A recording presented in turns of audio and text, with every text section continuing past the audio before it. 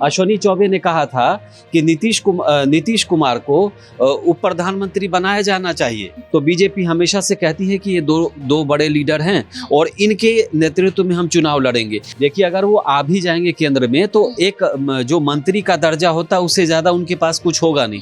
अभी भी वक्त के मुद्दे पर ओवैसी सबसे धारदार बोलते हैं। नमस्कार, भारत एक्सप्रेस के डिजिटल प्लेटफॉर्म पर आपके साथ मैं हूं प्रीति पांडे और मेरे साथ हैं वरिष्ठ सहयोगी हरिशंकर जी। आज हम बात करने वाले हैं बिहार की। जैसा कि आपको ज्ञात है, साल के अंत में बिहार में चुनाव होने वाले हैं, लेकिन चुनावी सरगर्मियां अभी से तेज हो चुकी हैं। सबसे ज्यादा जो सवाल पूछा जा रहा है वो यही है कि एनडीए का सीएम फेस कौन होगा।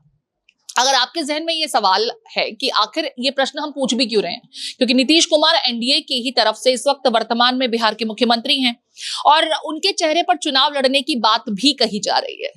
लेकिन लगातार बीजेपी के प्लेटफॉर्म से कुछ ऐसी बातें सामने आ रही हैं जिससे बीजेपी की मंशा पर प्रश्न चिन्ह खड़े हो रहे हैं। विपक्षी खेमा तो खास करके ये कह रहा है कि नीतीश कुमार के साथ दरअसल वो होने जा रहा है जिसकी कोई कल्पना भी नहीं कर सकता। उनके पॉलिटिकल करियर का यहाँ पर खात्मा होता नजर आ रहा है विपक्षी खेमे को, और ऐसा वो इसलिए सोच रहे हैं क्योंकि लगातार बीजेपी की तरफ से कई ऐसे चेहरे हैं जो नीतीश कुमार को लेकर बीजेपी के दिमाग में कुछ और चल रहा है। ये बार बार पोर्ट्रेयल होता दिख रहा है। मसलन अश्विनी चौबे ने बीते दिनों डेप्यूटी प्राइम मिनिस्टर, एनडीए संयोजक ऐसे किसी ओहदे का जिक्र किया था जिसके बाद खलबली मच गई थी कि नीतीश कुमार को क्या सक्रिय राजनीति से बिहार के दूर करने की तैयारी है। अब एक बार फिर से ऐसा ही कुछ हरियाणा के वर्तमान मुख्यमंत्री नायब सिंह सैनी द्वारा कहा गया। एक कार्यक्रम में बीजेपी के वो शिरकत कर रहे थे, राष्ट्रीय जागृति महासम्मेलन।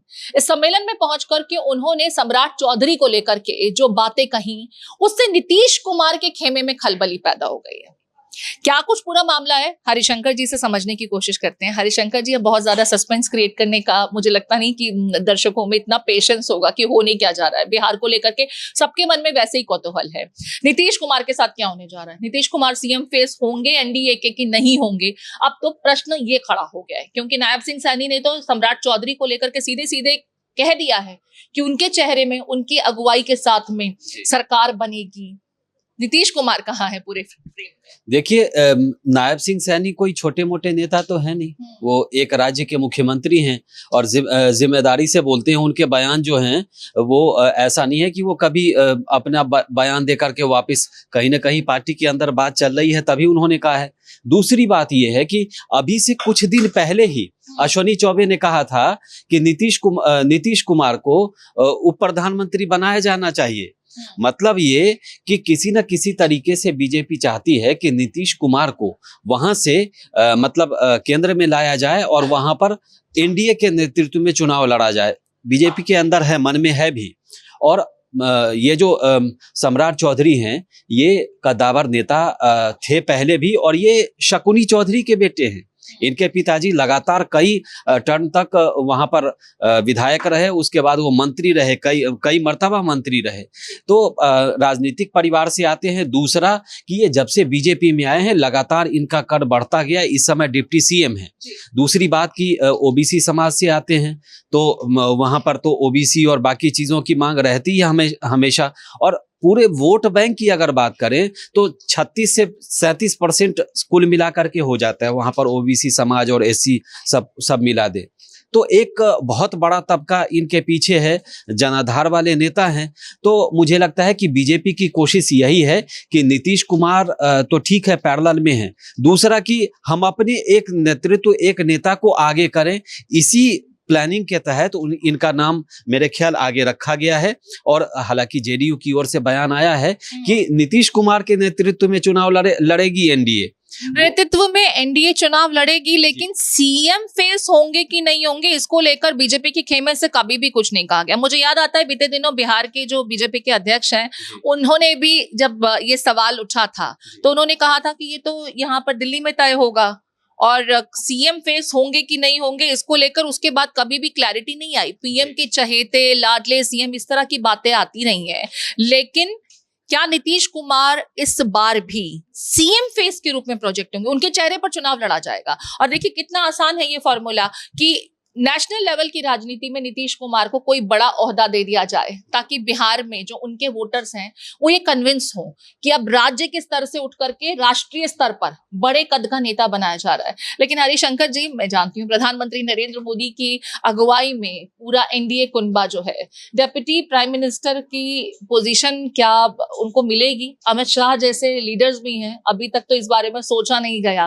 नीतीश कुमार के लिए क्या लोग इसके लिए तैयार होंगे? बड़ा प्रश्न ये भी है। दूसरी चीज ये कि जो डेप्यूटी सीएम का या एनडीए संयोजक का झुंझुना मिलेगा, इससे नीतीश कुमार का खुद का जो पॉलिटिकल करियर बिहार का है वो तो खत्म हो जाएगा, मेरा ये मानना है। देखिए, बात वहीं तक नहीं, आप डिप्टी प्रधानमंत्री तक ही ना करें, उनको भारत रत्न देने की भी मांग की गई है बीजेपी के नेता द्वारा।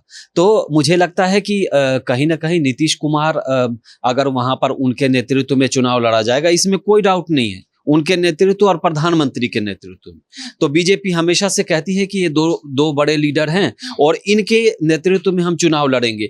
लेकिन मुख्यमंत्री आपने बिल्कुल सही कहा कि जरूरी तो नहीं कि जिनके नेतृत्व में चुनाव लड़ा जाए वही नेता हो। जैसे दिल्ली चुनाव में आपने देखा कि नेतृत्व किसी और का था, सीएम किसी और को बनाया आपने सामने। लेकिन अब तो नायब सिंह सैनी तो सम्राट चौधरी को लेकर के बहुत क्लैरिटी के साथ में जिस प्लेटफॉर्म पर बोल रहे हैं, और नायब सिंह सैनी सीएम है हरियाणा के, कुछ भी ऐसा नहीं बोल देंगे जो कहीं चर्चा का विषय नहीं रहा होगा। सम्राट चौधरी को लेकर के स्पेसिफिकली उन्होंने जो बड़ा ऐलान कर दिया, मैं तो इसको ऐलान कहूंगी, ऐसे में जेडीयू के खेमे में खलबली है। मुझे याद है जब अश्विनी चौबे की तरफ से ये बात कही गई थी तो जो उनके प्रवक्ता हैं नीरज साहब, वो सामने तुरंत आ गए थे, कुछ सेकंड्स में वो सामने आ गए थे और उन्होंने तुरंत बोला था कि नहीं पीएम कह चुके हैं, बीजेपी का खेमा कह चुका है नीतीश कुमार की ही अगुवाई में। लेकिन हर बार देखिए यहाँ पर शब्दों का ये खेल है। अगुवाई में चुनाव लड़ना, नाम तो प्रधानमंत्री नरेंद्र मोदी का भी होता है हर चुनाव के लिए कि उनकी अगुवाई में, उनकी लीडरशिप में चुनाव लड़े जा रहे हैं, लेकिन चुनाव के बाद नीतीश कुमार का होगा क्या नेशनल लेवल पर? क्योंकि देखिए कुछ ऐसी तस्वीरें और वीडियोस आती रहती हैं जिसकी वजह से अक्सर अब तो किरकिरी होने लगी है। जेडीयू भी ठीक है, उनके नेतृत्व में क्योंकि पार्टी है, लेकिन सब समझ रहे हैं कि अब उनकी उम्र हो चुकी है, उनको बड़ी समझदारी के साथ में रिटायरमेंट ले लेना चाहिए। वो हो नहीं रहा, कुर्सी छोड़ने को तैयार नहीं है। तेजस्वी यादव कुर्सी पकड़ और इस तरह की तमाम शब्दों के साथ उनको हमेशा बुलाते रहते हैं, पुकारते रहते हैं। आजकल तो वो शब्दों की मर्यादा भी खो रहे हैं मुख्यमंत्री नीतीश कुमार को लेकर के। दूसरी बात देखिए, शब्दों का हेर फेर है और शब्दों का ही मायाजाल है।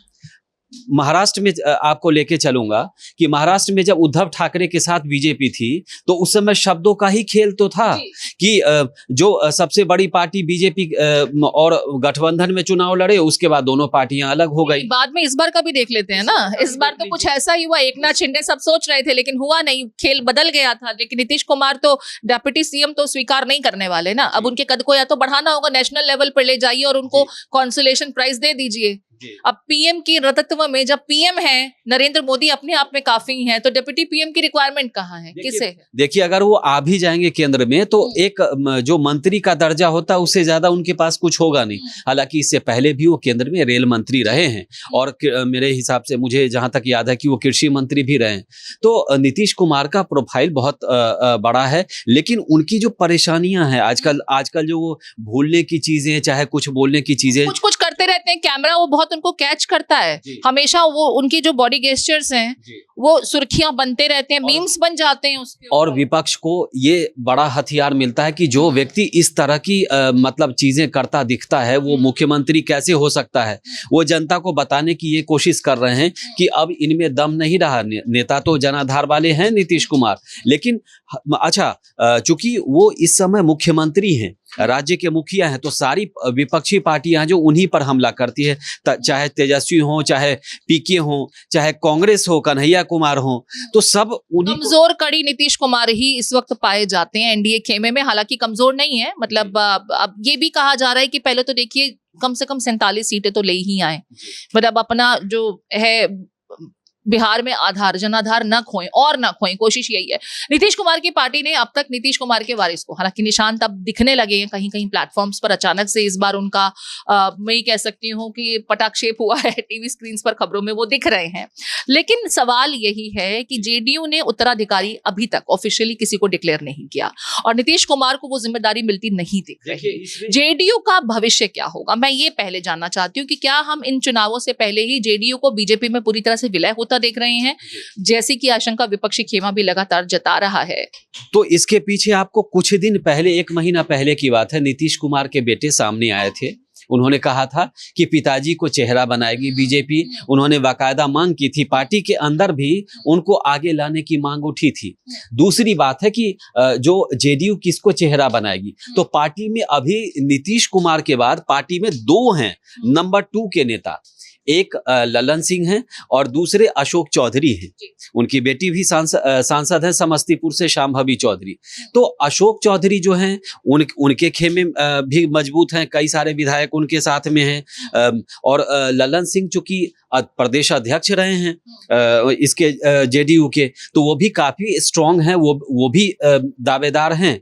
लेकिन अभी तक घोषणा नहीं हुई है। दूसरी बात कि जेडीयू क्या, बीजेपी के भी अंदर खाने में कई नेता ऐसे हैं जो चाहेंगे कि सीएम चेहरा, ठीक है पार्टी जो चाहे करे, लेकिन सीएम किसी तरीके से नीतीश कुमार ही रहे। ऐसा क्यों? अब आप भी सवाल पूछेंगे कि ऐसा बीजेपी के कुछ लोग भी और जेडीयू के लोग क्यों चाहते हैं? क्योंकि नीतीश जो है सर्वमान्य नेता हैं। अगर आप अपनी बात लेके पहुंचेंगी उनके पास तो आपको भी हाँ कह देंगे, और जो जितने बड़े नेता हैं उनके पास की सर हमारे साथ ये दिक्कत है तो उनको भी हाँ कर देंगे। वो किसी को परेशान नहीं करते, किसी को नाराज नहीं। ना तो वो नहीं करते, लेकिन इस बार जो मुसलमान उनसे उम्मीद कर रहे थे वक्फ मुद्दे पर, वो ना नहीं हुई, हाँ हो गई।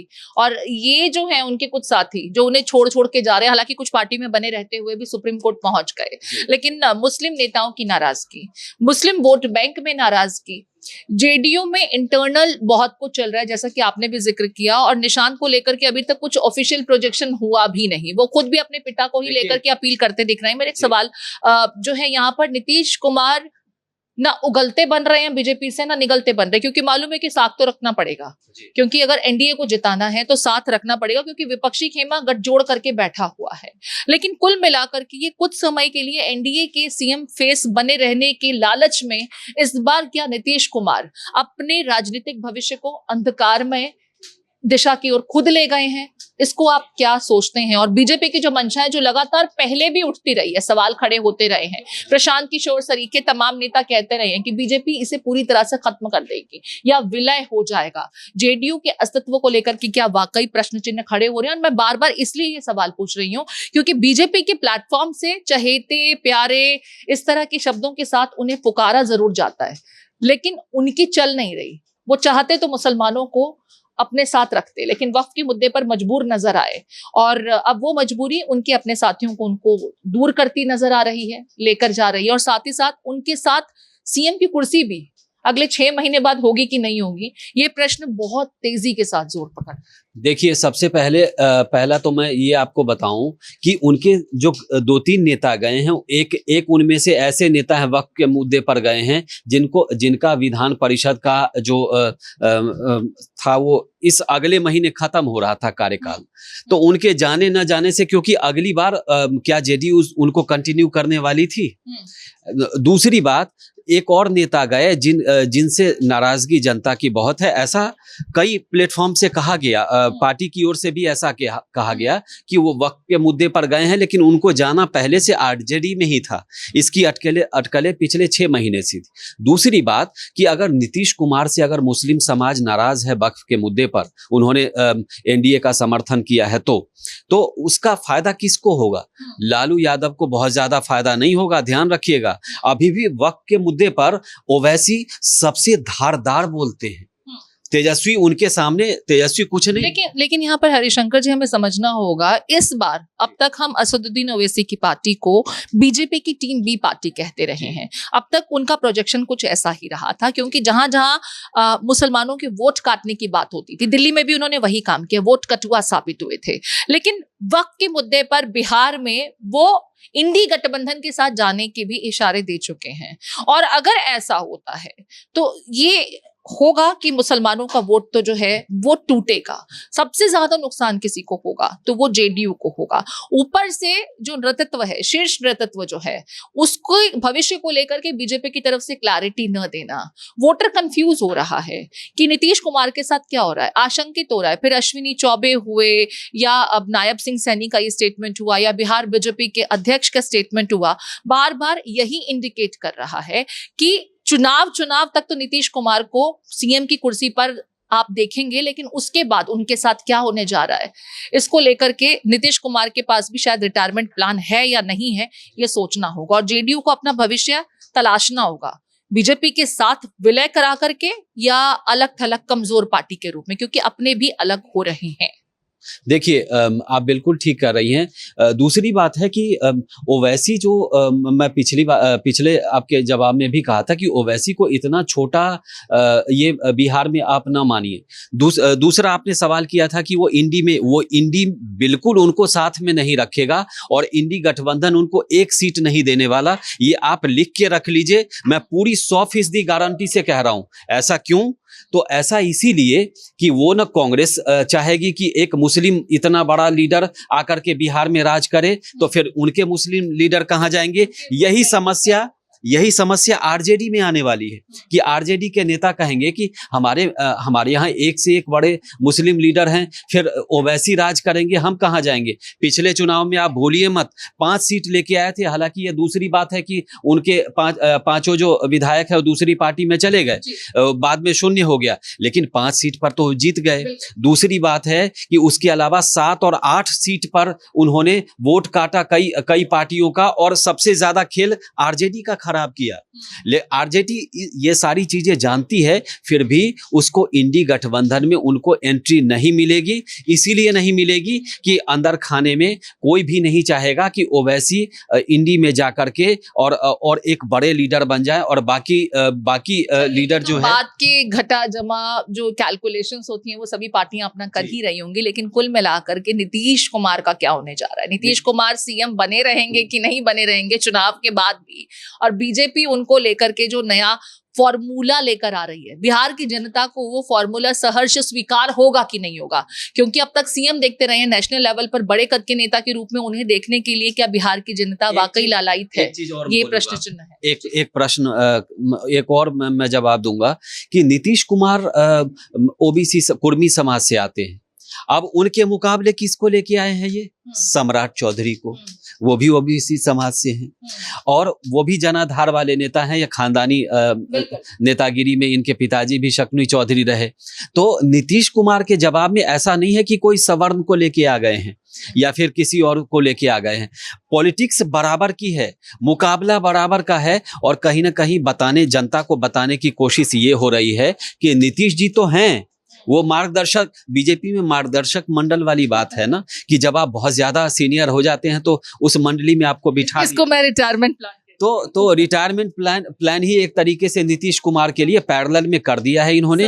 और तरीके से राजनीति से एग्जिट कराने का ये फॉर्मूला शायद बीजेपी लेकर के आ रही है। बिहार की जनता उसे कितना स्वीकार करती है कि नहीं करती है, ये देखना होगा। और अभी तो फिलहाल कयासों के दौर चल रहे हैं, लगातार नीतीश कुमार को लेकर के कुछ स्पेक्यूलेशंस हो रही है।